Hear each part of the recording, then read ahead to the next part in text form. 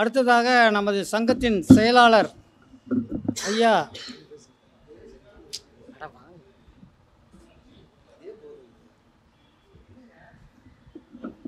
சித்தர் சடையாண்டி சித்தர் ஐயா அவர்கள் வந்து சிறப்புரை ஆற்றுவார் நாடி ஜோதிடத்தை பற்றி. வாங்க ஐயா. வணக்கங்க ஐயா. பேசுங்க ஐயா. அனைவருக்கும் வணக்கம்.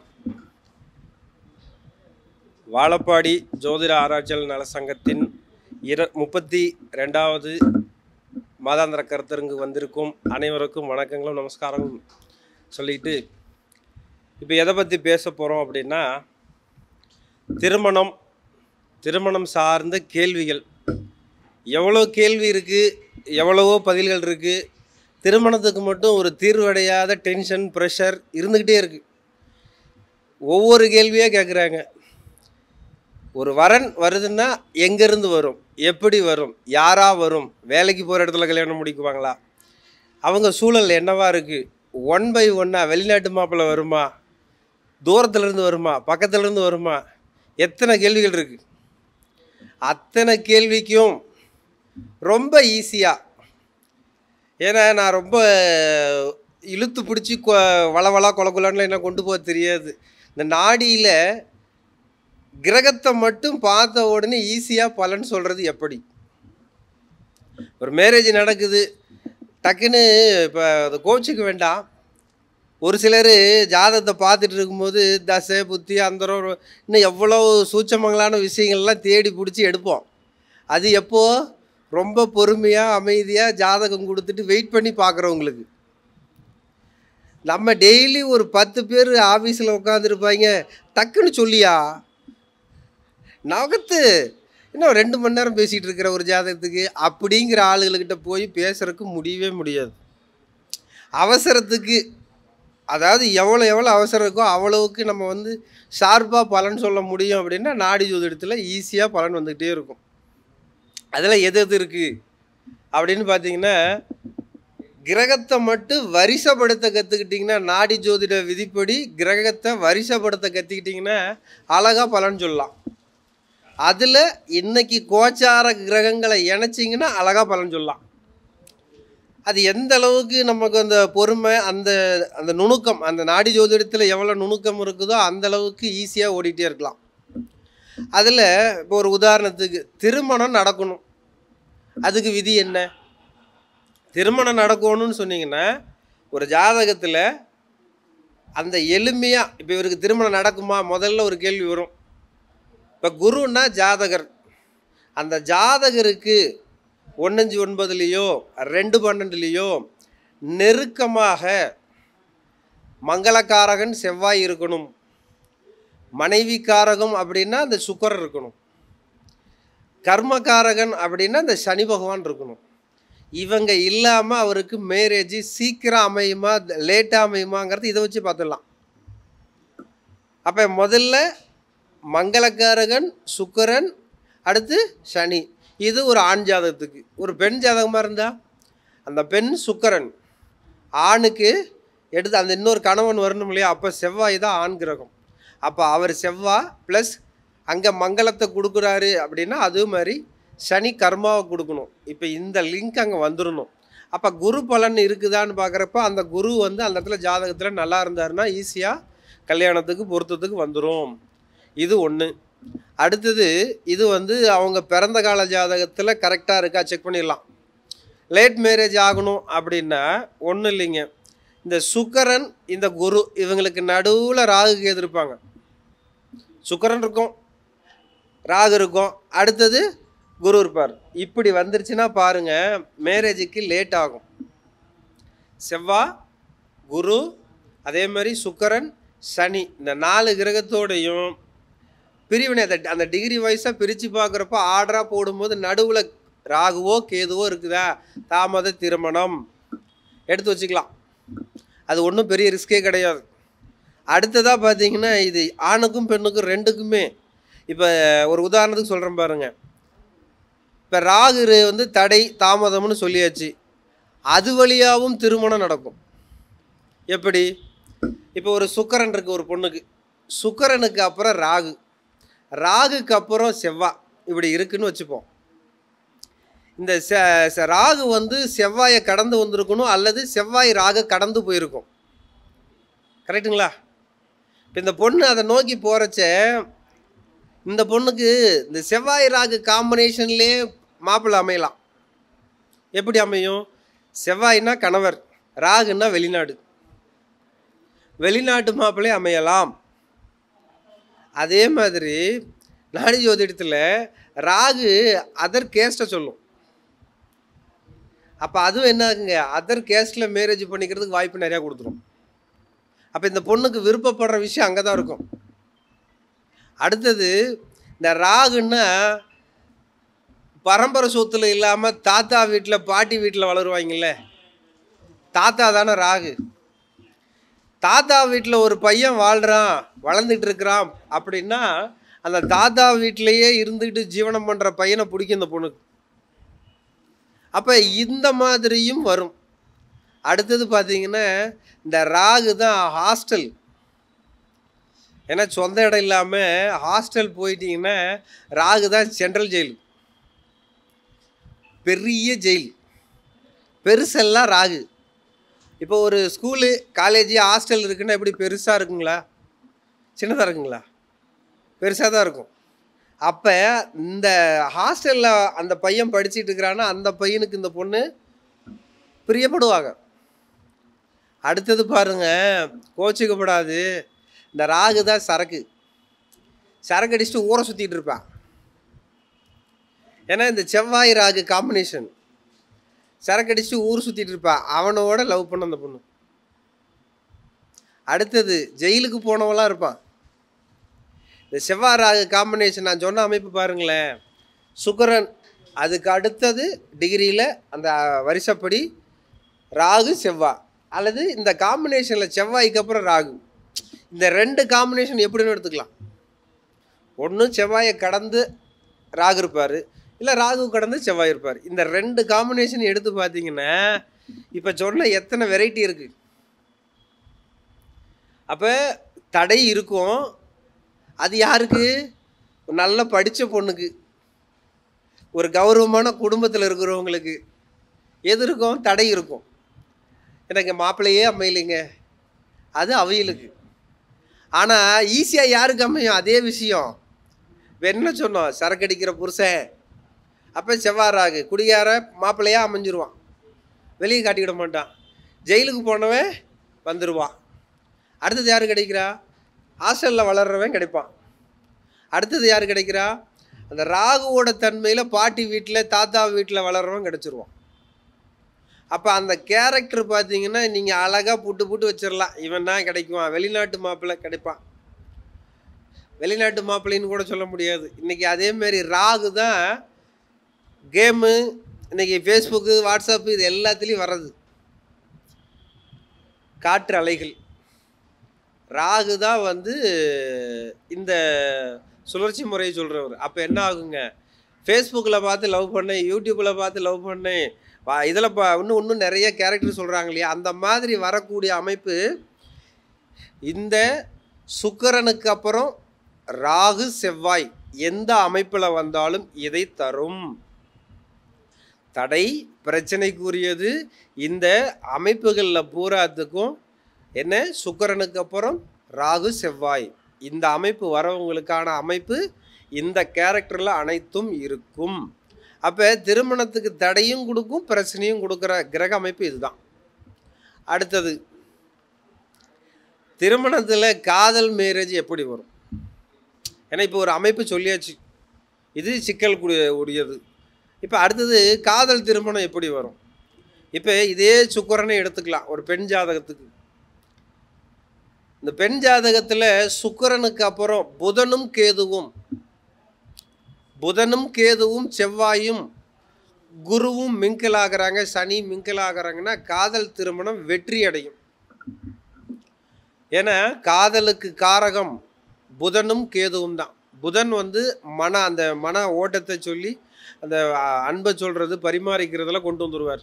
அதேமாரி கேது வலை, அவர் தான் வந்து ஒரு பின்னால் இந்த பொண்ணை தான் எனக்கு பிடிச்சிருக்கு, இந்த ஆணை தான் எனக்கு பிடிச்சிருக்குங்கிற சூழலை கொடுக்கறது. அடுத்தது மங்களக்காரகன் செவ்வாயோட மிங்கிள் ஆகிறதா லவ் மேரேஜ் சக்ஸஸ் ஆகி குரு பார்க்குறாரு அப்படின்னா, அந்த குரு இருக்கிறாரு அப்படின்னா அது சக்ஸஸை கொடுத்துரும். அதே வந்துட்டு இந்த செவ்வாயோட ராகு சேர்றது அப்படின்னா, இந்த காதல் கிரகத்தோட சேர்க்கையிலையும் அந்த 2 கிரகம் இணைஞ்சதுன்னா அங்கே ஃபெயிலியர் ஆகும். ஆர்டராக வரும். ஒன்று கோச்சாரத்தில் இருக்கும், அல்லது அவங்க பிறப்பு கால ஜாதகத்துலேயும் இருக்கும். அப்போ அந்த 2ஐயும் பார்த்தோம்னா இந்த காதல் திருமணம் ஜெயிக்குமா ஜெயிக்காதா? நம்ம மேரேஜுக்கு முன்னாலே சொல்லிடலாம். ஒன்றும் இல்லைங்க, புதன் காதல் கிரகம், அதுக்கு கூட கேது சுக்கிரனோட மிங்கிள் ஆனால் அந்த பொண்ணு ஜாதகத்தில் குருவோட சேர்ந்துதா மிங்கிள் ஆகுதா அந்த பையனுக்கு. ஒரே ஒன்றும் இல்லை, பையன் ஜாதகத்தில் குருவோட மிங்கிள் ஆகலை, சுக்கிரனோட மிங்கிள் ஆகும்.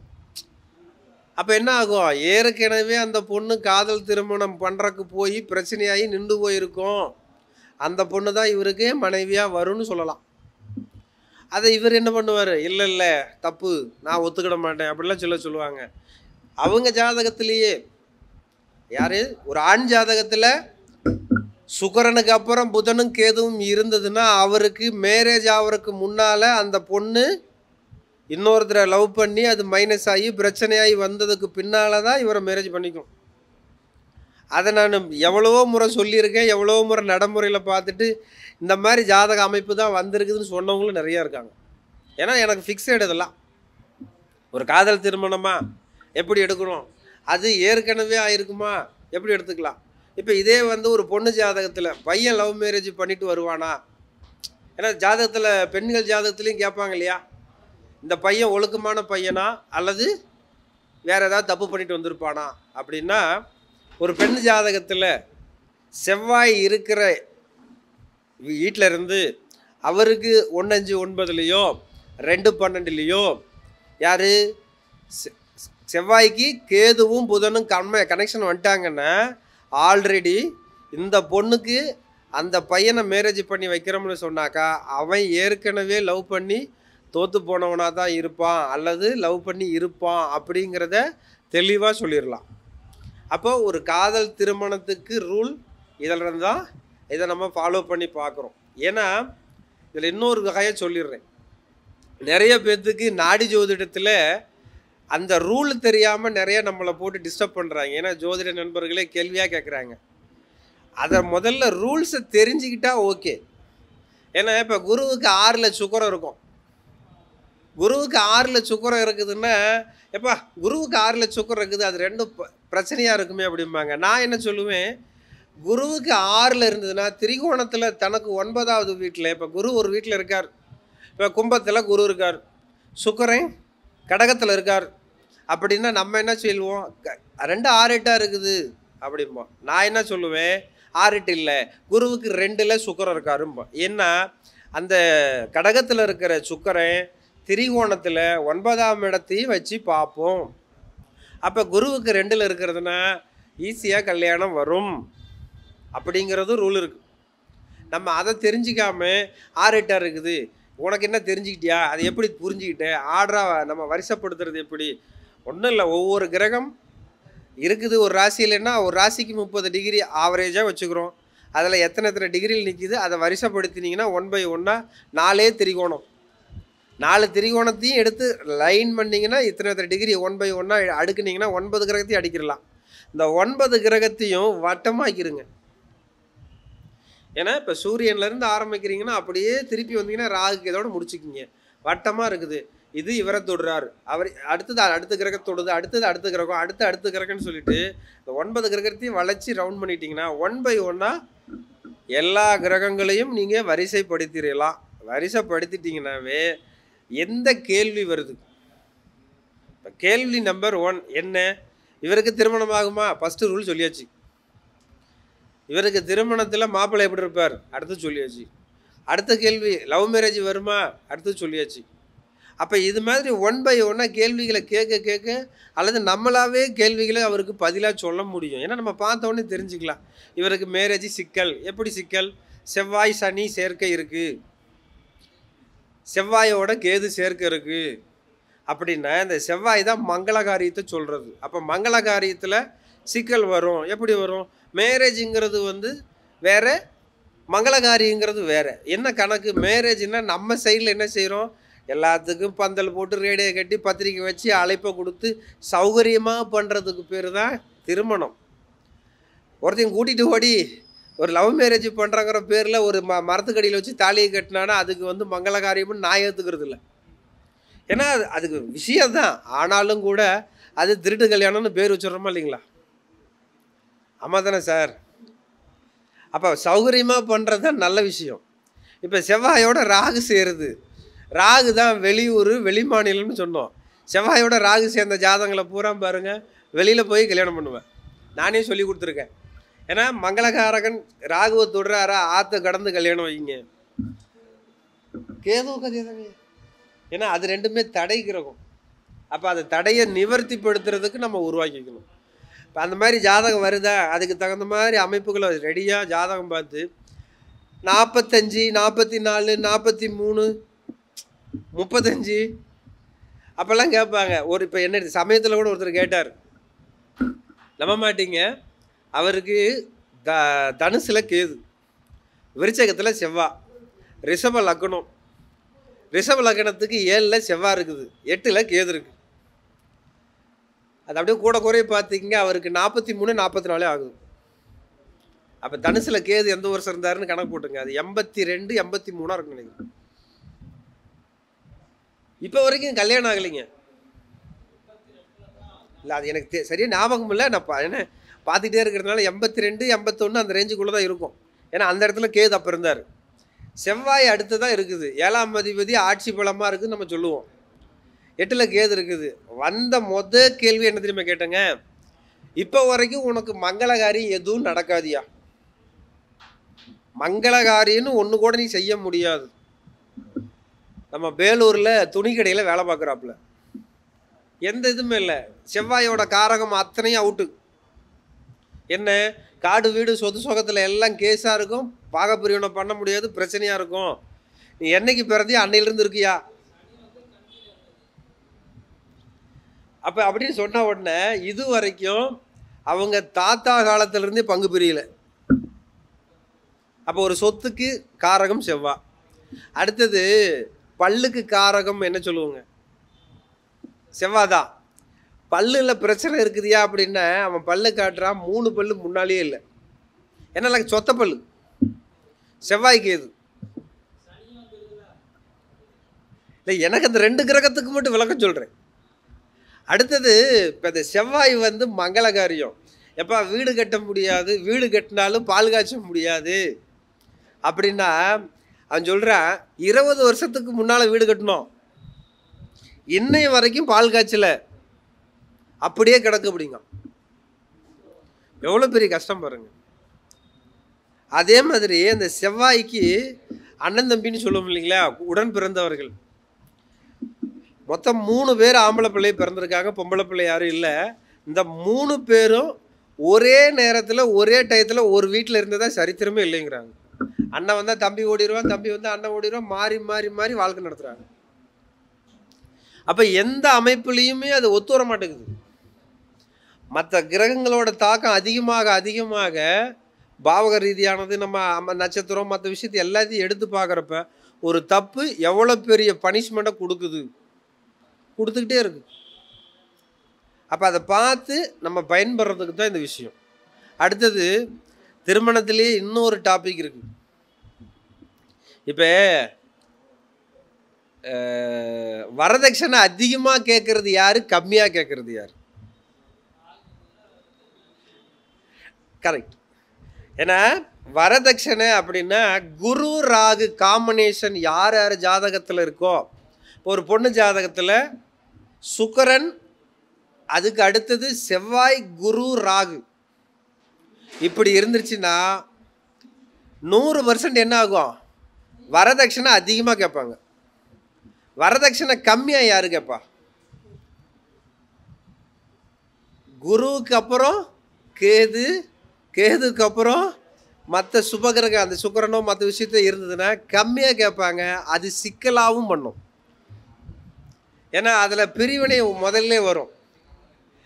இன்னைக்கு காலையில் நம்ம ஐயாவுக்கு ஜாதகம் பார்த்தோம். பிரசுகருக்கு அதை கொஞ்சம் நீங்கள் அதுட்டு அவர் சொல்லிட்டேன், ஆனால் இது கொஞ்சம் பார்த்து பண்ணுங்க என்ன ஏதுன்னு அவங்களோட பேசி முடிவு பண்ணுங்க அப்படின்னு சொல்லியாச்சு. ஏன்னா இப்போ ஒரு 10 நாளைக்கு முன்னால் அந்த ஜாதகம் செலக்ட் ஆயிடுச்சு. ஃபேமிலி எல்லாத்துக்கும் பிடிச்சிருக்கு, இப்போ அவருக்கு பிடிக்கல.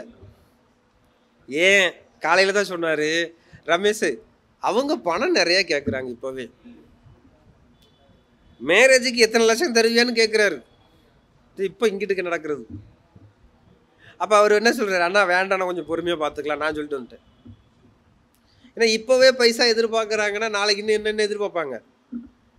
அப்போ முதல்ல ஜாதகத்தை பார்த்த உடனே இந்த கிரக வரிசைகளை யூஸ் பண்ணி பார்த்துட்டோம்னாவே அழகாக இது எது நடக்கும் நடக்காது டக்கு டக்கு டக்குன்னு நாங்கள் எடுத்து பலனை கொடுத்துட்டு போயிட்டே இருக்கலாம். ஒவ்வொரு விஷயத்துக்கு அதே மாதிரி தான். இப்போ நேற்று இது ஐயா கேட்டார், நேற்று இல்லை 2-3 நாள் ஆகுது. சுக்கிரனுக்கு அப்புறம் சனி இருந்தால் என்ன செய்யும், சனிக்கு அப்புறம் சுக்கிரன் தான் என்ன செய்யும்? இந்த ரெண்டுத்துக்கும் 2 வித்தியாசம் இருக்குது. ஏன்னா பொதுவாக சுக்கிரன் சனி காம்பினேஷன் சேர்ந்தால் சொத்து சோகம் சேரும், வசதி வாய்ப்புகள் வரும், அதெல்லாம் ஓகே. இப்போ என்னன்னா சுக்கிரனுக்கு அப்புறம் சனி இருக்குன்னா ஏழ்மையை உருவாக்கும். சனி போய் சுக்கிரனை தொட்டா வசதி வாய்ப்புகளை தரும். இந்த 2க்கும் வித்தியாசம் இருக்கு. ஒவ்வொரு கிரகத்துக்கும் ஒரு கணக்கு இருக்கு. ஏன்னா சனி ஸ்லோ. இந்த சனி போய் சுக்கிரனை தொடுதுன்னா இவன் தொழில் செஞ்சோ முன்னேற்றம் அடைஞ்சோ அந்த ஆதிபத்திய ரீதியாக அந்த கிரகம் என்னவா இருக்குதோ அதை வச்சு பிடிச்சி மேலே ஏறினீங்கன்னா 100% ஜெயிக்க வச்சிரும். அப்போ மனைவி எப்படி இருக்கும்? இப்போ சனிக்கு அப்புறம் ஒரு சுக்கிரன் இருக்கிறாருன்னா இந்த சுக்கிரன் சனியை கடந்து தான் போயிருப்பார். அப்போ வேலைக்கு போகிற மனைவி அமைவாள், அது யோகத்தை தரும், அதில் எந்த பிரச்சனையும் இருக்காது. அதே முன்னால் சனி இருக்கு, சுக்கிரன் போய் தொட போகிறார். அப்போ இது என்ன, மனைவி சோம்பேறி ஆகுவா, மனைவி வழியில் ஒரு உடல் ஊனம் இருக்கும், மனைவி வழியில் திருப்தி அடையாது. ஏன்னா மனைவியே கருப்பாக இருப்பா, லட்சணம் குறைவாக இருப்பா. ஏன்னா சனி முன்னால் வந்துடுறாரு, அங்க லட்சணம் குறைவு அப்படிங்கிற தன்மை இங்கே வரும். அப்போ இந்த 2 கிரகத்துக்கு இவ்வளோ விஷயத்தை எடுக்கலாம். அதுக்கு மேலே என்ன, அது எந்த நட்சத்திரத்தில் இருக்குது, அது எந்த ராசியில் இருக்குது, லக்னத்துக்கு என்ன ஆதிபத்தியம் இருக்குது. அப்போ இதை எல்லாத்தையும் எடுத்து நீங்கள் கரெக்டாக சொல்ல முடியுமா முடியாதா? 100% சரியாக சொல்லலாம். அப்போ ஒருத்தருக்கு இப்போ நம்ம ஜாதகம் பார்க்குறோம்னா ஒருத்தர் பார்த்த பின்னால் அவர் ரெக்கமெண்ட் பண்ணி வர்றது தான் ஜாதகமாக இருக்கும். ஒவ்வொருத்தரும் இது வரைக்கும் என்கிட்ட ஜாதகம் பார்க்க வர அத்தனை பேர்த்துக்குமே ஏதோ கடவுள் புண்ணியம், சொல்லிக் கொடுத்த குருநாதர்கள் புண்ணியம், அடுத்தது நம்ம அந்த அமைப்பில் வர எங்கள் தாத்தாவுக்கு தாத்தா சடையாண்டி கவுண்டரோட புண்ணியம். ஏன்னா எதை கற்றுக்கிட்டோமோ அதை அப்படியே அது விஷயத்தை சொல்லி கொடுத்து அதை அப்படியே திருப்பி கேட்குறச்சே எஸ்ஆர்னோ பதில் வேணும்னு கேட்குறப்போ பர்ஃபெக்டாக சொல்லுவாங்க. இது நடந்தது, இது நடக்கலை அப்படின்னா ஏன் நடந்ததுன்னு செக் பண்ணிட்டு விளக்கம் பார்ப்பேன், ஏன் நடக்கலை அதுக்கு விளக்கம் பார்க்கணும். சும்மா எடுத்தங்க அவுத்தோன்னு பேசினோம்னா ஜாதகம் பார்க்க கஸ்டமர் ஒருத்தர் வந்தார், அவர் திருப்தி அடைஞ்சு அவர் 10 பேருக்கு சொல்லுவார். நம்மகிட்ட ஒருத்தர் பார்த்துட்டு இவன் டுபாகூருன்ட்டா வேலை முடிஞ்சு வச்சு அவர் 10 பேருக்கு சொல்லுவார். இந்த 2 விஷயமும் நடக்கும். அப்போ எந்த அளவுக்கு அதில் உள்வாங்கி நம்ம அமைப்புகளை சரியாக பார்த்து பயன்படுத்துகிறோமோ அப்போ யோகமாக இருக்கும், தப்பே வராது. அப்படி ஒவ்வொரு ஜாதகத்துக்கும் ஒவ்வொரு லிங்க் இருக்குது. அடுத்தது இப்போ குருவுக்கு அப்புறம், இப்போ ஒரு ஆண் ஜாதகத்தில் குருவுக்கு அப்புறம் ராகு சுக்கிரன் இருக்குது. ராகு சுக்கிரன், இந்த ராகு சுக்கிரன் இருந்ததுன்னா அந்த மாப்பிள்ளை லோக்கலில் இருக்கிறா, இப்போ நம்ம ஊர்லேயும் இருக்கிறான்னா நல்ல குடிகாரனாகவும் ஊர் சுற்றியாகவும் இருப்பான். அதே அந்த பையன் குருவுக்கு அப்புறம் ராகு இருக்கிற பையன் வெளிநாடு போயிட்டானா பெரிய டாப் மோஸ்ட் நல்ல தொழில் செஞ்சு சம்பாதிக்கக்கூடியவனா இருக்கான். மாதம் 2 லட்சம் 3 லட்சம் சம்பாதிக்கக்கூடிய அமைப்பெல்லாம் குருவுக்கு அப்புறம் ராகு இருக்கு. அதே ஒரு சிலருக்கு பாருங்க லோக்கல்லே இருப்பான், குருவுக்கு அப்புறம் ராகு தண்ணி அடிப்பான், பசங்களோடு சேர்ந்துக்கிட்டு ஊரை சுற்றுறது. ரிஷபத்தில் அந்த மாதிரி கிரக இணைவு வந்துருச்சு. இவையும் மாடு பிடிச்சிட்டு சுற்றிட்டு இருப்பாங்க அப்படின்னு. இந்த ஜல்லிக்கட்டு இருக்கு இல்லைங்களா, ஏன்னா ரிஷபம் மாடு இல்லையா, மாடு பிடிச்சிட்டு சுற்றிட்டு இருப்பாங்க அப்படிங்கிற மாதிரி சொன்னேன். அவன் அதில் தாங்க சுற்றிட்டு இருக்கிறான். வேஸ்ட்டாக போகிறான், 2 நாளைக்கு ஊரை சுற்றுறானுங்க, எல்லாம் தண்ணி அடித்து போட்டு அங்கேயே முடான்னு பண்ணிட்டு வரானுங்க. எதுக்குமே பிரயோஜனம் இல்லாமல் போயிட்டு இருக்கிறான். அவனுக்கு கல்யாணம் பண்ணலாமான்னு கேட்க வந்தேன். கேட்குறாங்க. அவன் சுக்கிரனுக்கு அப்புறம் ராகு இருக்கு, ராகுக்கு அப்புறம் சாரி குருவுக்கு அப்புறம் ராகு, ராகுக்கு அப்புறம் சுக்கிரன், சுக்கிரனுக்கு அப்புறம் சனி, சுக்கிரனுக்கு அப்புறம் சனி. நான் என்ன சொன்னேன், ஆல்ரெடி இந்த ராகுவை கடந்து தான் சுக்கிரன் போயிருப்பார், அடுத்தது சனியை தொட போகிறாரு. அப்படின்னா ஏற்கனவே ஃப்ராடான பொண்ணா? ராகுவோடு சேர்ந்த சுக்கிரன் ஒரு சில அமைப்பில் ஃப்ராடு. அடுத்தது சனியை தொட்டுச்சுன்னா அது ஸ்லோ இல்லையா? வயசில் மூத்த பொண்ணுன்னு இந்த பையன் இதே வேலைக்கு போயிட்டு இருந்தானே, இதே செயல்பாட்டுக்கு போயிட்டு இருந்தானே, தான் வயசுக்கு மூத்த பொண்ணோட கணக்காயிரும். அதுவும் சந்திர பார்வையும் இருக்குது ஜாதகத்தில். அதனால் தான் வயசுக்கு மூத்தது கல்யாணம் ஆனது இல்லை டைவர்ஸ் ஆனதை வச்சு இவன் வண்டி ஓட்டுவான், பிரச்சனையாகும், பார்த்து இருந்துக்குங்கன்னு சொன்னேன். அந்த அம்மா சொன்னிச்சு, இது வரைக்கும் 2 லட்சம் ரூபாய்க்கு பக்கமாக ஒரு பொண்ணுக்கு பணம் கொடுத்துட்டான். அவங்க அப்பா வீட்டில் கணவனோட வாழாமல் வந்து இருக்குது. இதை எப்படியா உன்னால் கரெக்டாக சொல்ல முடியுமான்னு கேட்குறாங்க. தப்பாக இருந்தால் சொல்லிட்டு போமா, சரியாக இருந்தாலும் சொல்லிட்டு போ அப்படின்னு சொல்லும்போது தான் இதை ஒத்துக்கிட்டு 100% சரி. ஏன்னா இந்த பையன் காலமாட்டை பிடிச்சிக்கிட்டு ஊருக்கே ஜல்லிக்கட்டுக்கு சுற்றிட்டு இருக்கிறான் அப்படின்னு சொல்லி விளக்கம் சொல்லும்போது தான் நம்ம புரிஞ்சுக்கிறோம். அப்போ ஒரு திருமணத்தை எந்தெந்த ஆங்கிளில் எடுக்கலாம், எவ்வளவு தன்மையில் எடுக்கலாம், அதை எதை மூலியமாக எடுக்கலாங்கிறது இந்த கிரகத்தை வச்சியும் பலன் சொல்லலாம். ஏன்னா இதுவும் ஒரு ஆப்ஷன், இதுலேயும் நீங்கள் பயன்படுத்தி போகலாம். ஏன்னா ஒவ்வொருத்தருக்கும் ஒவ்வொரு தன்மைகள்.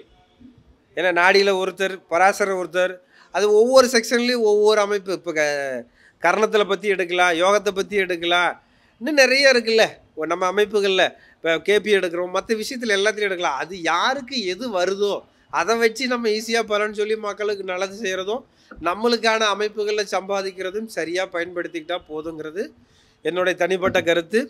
அப்போ திருமணத்தில் இந்த ரேஞ்செல்லாம் எடுத்துக்கலாம்.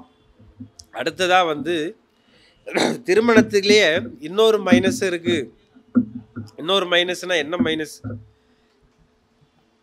திருமணத்துக்கு பின் டைவர்ஸ் ஆகிறது மேக்சிமம் எந்தெந்த கிரக இணைவு?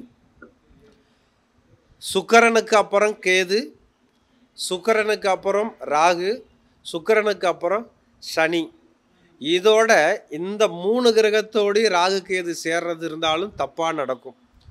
அதில் செவ்வாயோட கேது, செவ்வாயோட ராகு, செவ்வாயோட சனி, இந்த அமைப்பும் டைவர்ஸுக்கு நிறைய வாய்ப்பு இருக்குது. அதே மாதிரி ஒரு ஜாதகத்தில் ஜீவகிரகம் சுக்கிரன், குரு, இவங்களோட ராகு கேது இருந்தாலும் கேர்ஃபுல்லாக பார்த்து அவங்களுக்கு அந்த அமைப்பு இருக்குதான்னு முதல்ல செக் பண்ணாமல் கொடுக்கக்கூடாதுங்க. ஏன்னா பாவ ரீதியாக பார்க்குறச்ச நம்ம அதில் தாரதோஷம் என்ன, இந்த 8ஆம் அதிபதியோடு சேர்ந்துருக்கு, 6ஆம் அதிபதியோடு சேர்ந்துருக்குது, இல்லை நமக்கு 12ஆம் அதிபதியோடு சேர்ந்துருக்கு, வேறு எந்த கனெக்ஷனோ ஒரு பக்கம் எடுத்து நம்ம ரூட்டை கொடுத்துடலாம். ஆனால் ஒரு கிரகம் 9ல் இருந்தாலும் தப்பு செய்யும். இந்த நான் சொன்ன அமைப்பு 5ஆம் இடத்துல இருந்தாலும் தப்பு செய்யும், கேந்திரத்தில் இருந்தாலும் தப்பு செய்யும், திரிகோணத்தில் இருந்தாலும் தப்பு செய்யும். இந்த அமைப்புக்கு கிரக ரீதியாக வர அந்த பாதிப்பை எந்த இடத்துல இருந்தாலும் கண்டிப்பாக செய்யும்.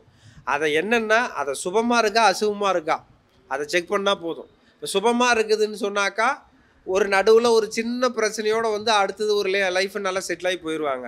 அதுவே கொஞ்சம் பிரச்சனைக்குரியதாக இருந்தால் பெருசாக அதுலேயே சிக்கல் வரும். இது வந்து அனுபவ ரீதியாக பார்க்க முடிஞ்ச உண்மை. அப்போ திருமணத்தில் இது சார்ந்த விஷயங்களில் நம்ம தனித்தனியாக செக் பண்ணி ஒவ்வொரு அமைப்பையும் சரியாக பார்க்குறச்ச 100% நல்ல ஒரு பலனை சொல்கிறக்கோ நல்ல ஒரு அமைப்பை உருவாக்கி தரதுக்கோ, ஏன்னா நம்மளுக்கு பின்னால் வர சந்ததிகளுக்கு நம்ம சொல்லிக் கொடுக்கக்கூடிய அமைப்பு சரியாக இருக்கிறதுக்கு 100% நல்ல விதமாக வேலை செய்யுங்க. இந்த அமைப்பில் இந்த மாதத்தில் இந்த கருத்தை மட்டும் சொல்லி நான் விடைபெறுகிறேன். நன்றி, வணக்கம். ஐயா துணைத் தலைவர் செயலாளர் அவர்களுக்கு நமது சங்கத்தின் சார்பாக நன்றியை தெரிவிச்சுக்கிறோம். அவர் நாடி ஜோதிட வித்தகர், மிக சிறப்பாக பேசுவார். இவர்கிட்ட நம்ம நிறைய விஷயத்த நம்ம தெரிஞ்சுக்கணும். அவர் இன்னும் நிறையா பேசலாம். இவருடைய முறைப்பிரகாரம் பார்த்தோம்னாக்கா நிறைய விஷயங்கள் ரொம்ப சுலபமாக நம்ம வந்து ஜாதகத்தில் சொல்லிடலாம். பராசரம் அது இது எதுக்குமே போக வேண்டியதில்லை. பார்த்த உடனே ஒரு ஜாதகத்தை பற்றி தெளிவாக சொல்லிடுவார். இவர் இப்படி தான் அப்படிங்கிற மாதிரி. நானே அவர்கிட்ட சிஷியனாக இருந்துக்கிட்டு இருக்கேன். அவர் அவ்வளோ பெரிய ஆளாக இருக்கார். கேட்டால் நான் தலைவர் என்று அவர் தான் எனக்கு தலைவராக இருக்கார். அந்த மாதிரி இருக்குது. சரிங்க ஐயா. அடுத்ததா நான்